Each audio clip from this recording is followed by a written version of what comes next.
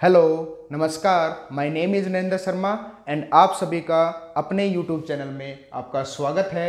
Now the next topic is, जो next topic आपके पास है भाई, that is theorem of perpendicular axis. In the earlier video we have done with the parallel axis theorem और अब हम करने वाले हैं परपेंडिकुलर एक्सिस थ्योरम।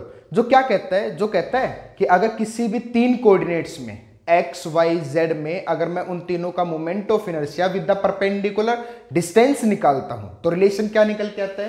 रिलेशन कुछ इस तरीके से आता है, I X plus I Y plus I Z. For that we have taken that lamina. उसके लिए हम कोई लेमिना सपोज कर लेते हैं और वो लेमिना क्या है? कोई भी टू डी ऑब्जेक्ट होगी, टू डायमेंशन की, जो शेप और साइज में अलग अलग हो सकती है, ठीक है, कोई भी डिफरेंट साइज की।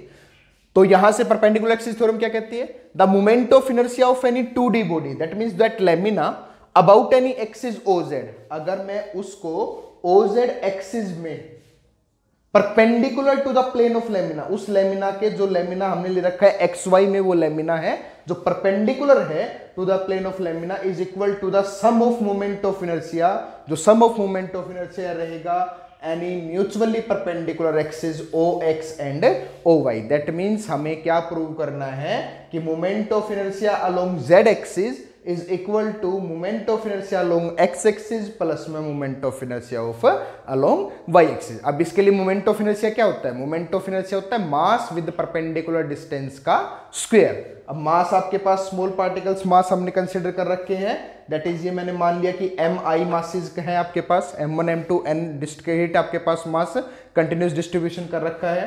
तो यहां से suppose xy is the lamina, lamina को हमने जहां पुट किया है वो xy है। ix moment of inertia of ix वो किसके अलोंग में है? अलोंग ox के है। iy अलोंग oy के and iz that is along oz। Okay, now proof. अब देखिए यहां से भाई, अगर मैं एक मेन चीज सबसे पहले कि अगर मैं मोमेंट ऑफ इनर्शिया निकालना है तो मेरे को मास के साथ क्या चाहिए होता है? Perpendicular distance. अब z एक्सिस के साथ में जो परपेंडिकुलर डिस्टेंस लेने वाला हूं वो क्या लेने वाला हूं भाई? r। समझ आया ना सभी को? ठीक है, ये मेन पॉइंट है कि z एक्सिस के परपेंडिकुलर डिस्टेंस जो लूंगा वो r लूंगा। x एक्सिस के साथ में परपेंडिकुलर डिस्टेंस, x एक्सिस के साथ में परपेंडिकुलर डिस्टेंस लेमिना y के अलोंग में है xy के, तो परपेंडिकुलर डिस्टेंस x एक्सिस के अलोंग में क्या आएगी? yi आएगी। क्लियर है सभी को? और अलोंग oy अगर मोमेंट ऑफ इनर्शिया निकालूंगा that perpendicular distance is xi। Clear है सभी को? सिर्फ यही एक मेन पॉइंट है। तो दैट मीन्स मैं अगर मैं निकालना चाहूं कि moment of inertia along x axis, अगर x एक्सिस के अलोंग में निकालना है तो मास सबसे पहले आपके पास इस तरीके से लेके चलते हैं। मान लिया n डिस्क्रीट है तो m1 इंटू में डिस्टेंस का स्क्वायर, x है तो परपेंडिकुलर डिस्टेंस क्या है? y, तो ये आ गया y1 का स्क्वायर। इसी तरीके से m2 y2 का स्क्वायर, और इसी तरीके से मैं लिख सकता हूं mn yn का स्क्वायर। समझ आया नहीं आया? क्लियर है? ठीक है। और अब मैं निकालना चाहूं moment of inertia along y axis, अगर y एक्सिस के अलोंग में मोमेंट ऑफ इनर्शिया, ये रहा y axis, but perpendicular distance कौन सी काउंट होगी? x होगी। सेम इसी तरीके से, तो ये बन गया m1 x1 का स्क्वायर प्लस में m2 x2 का स्क्वायर अप टू मैं लिख सकता हूं mn xn का स्क्वायर। आया? समझ नहीं आया? क्लियर है? अब अलोंग में मोमेंट ऑफ इनर्शिया निकालता हूं अलोंग z एक्सिस। अब z एक्सिस के अलोंग में मोमेंट ऑफ इनर्शिया, ये रहा z एक्सिस, इसके अलोंग में परपेंडिकुलर डिस्टेंस ये रही, तो मास आपके पास क्या हो जाएगा? दैट इज मैं लिख सकता हूं m1, डिस्टेंस r है तो r1 का स्क्वायर प्लस में डिस्टेंस आपके पास r2 होगी फॉर द मास m2, और n के लिए हो जाएगा mn rn का स्क्वायर। समझ आया नहीं आया?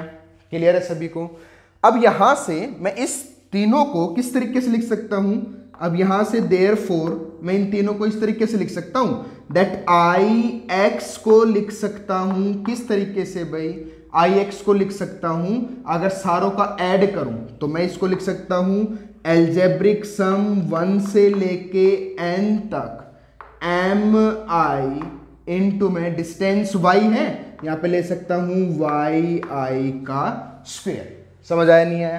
क्लियर है सभी को? और अगर मैं कहूँ आई वाई को लिखना चाहूँ तो आई वाई को लिख सकता हूँ समेशन ऑफ 1 से लेके n तक। वो क्या लिख सकता हूँ? वो लिख सकता हूँ एम आई एक्स आई का स्क्वायर।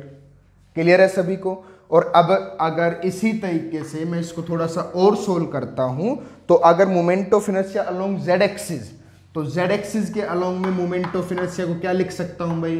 वो लिख सकता हूँ समेशन ऑफ 1 से लेके n तक एम आई आर आई का स्क्वायर, क्योंकि R1, R2 और Rn, तो RI का स्क्वायर डाल सकता हूँ। क्लियर है सभी को? ये तीनों स्टेप समझ आए? बट यहां पर अब मैं देखूं एक बार, अगर मैं यहां से parallelogram law of vector addition या ट्रायंगल लॉ ऑफ, जो भी आप लगाना चाहें, विद द परपेंडिकुलर 90 डिग्री, तो उसका रिजल्टेंट क्या बनता था? उसका रिजल्टेंट ये बनता था दैट R का square is equal to A square plus B का स्क्वायर। तो यहां से रिजल्टेंट होगा आपके पास क्या? RI का स्क्वायर इज इक्वल टू, तो अब मैं लिखता हूं यहां से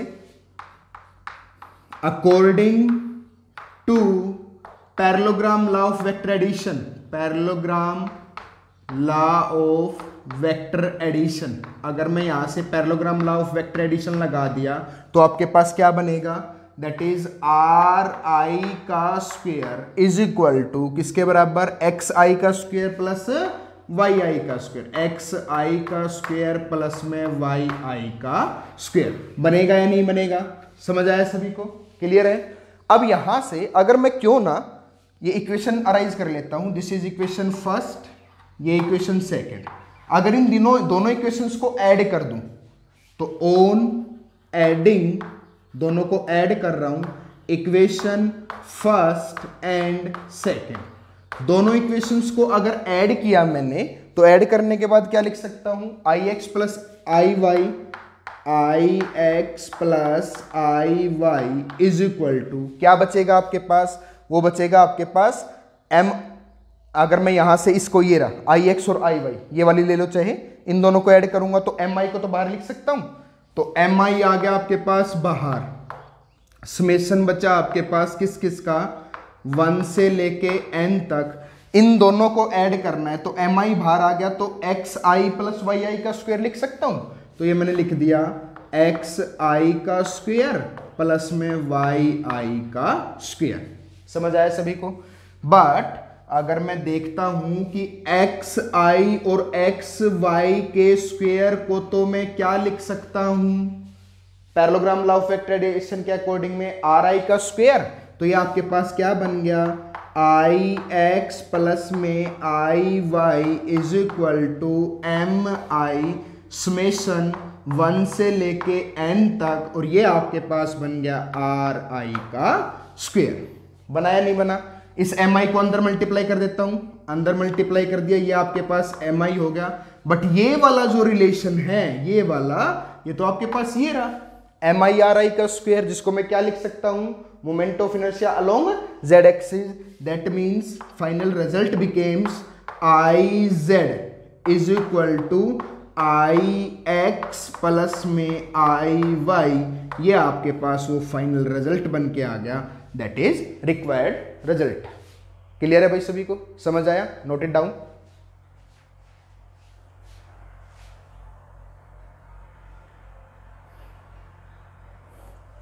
All clear? If you have any query about this topic, then you can comment us in the comment section. Thanks for watching and also like and subscribe. Thank you.